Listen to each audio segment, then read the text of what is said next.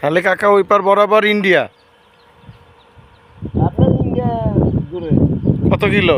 এই দেখেন এই বড় গাছ দেখাইছে। আচ্ছা।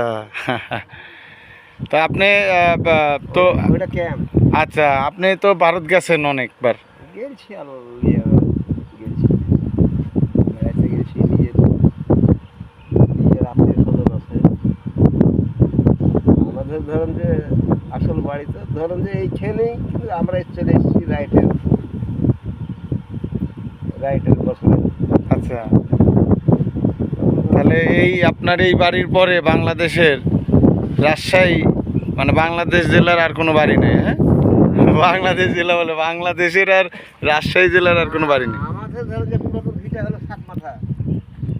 যাক, মানে ম্যাপের মজাই বলতেছে, মানে এরপরে তো আর বাংলাদেশের কোনো শহর বা কিছু নাই, থাকলেও দুই একটা বাড়ি গ্রাম। শহর বলতে এই বাড়িটার পরে এগুলো নিজস্ব সম্পত্তি। এগুলো ধরেন সেটাই ঠিক আছে, আমি কোনো কিছু খারাপ বলতেছি না। যাই হোক, খুবই ভালো লাগলো। আপনার এটা বাড়ি, এটা আপনার এটা। যাক, তার মানে রাজশাহী জেলার শহরের একেবারে সীমান্তে আপনার বাড়ি। না না, বহু ছাড়াছাড়ি। এখানে 6 কিলো 6-7 কিলো হবে।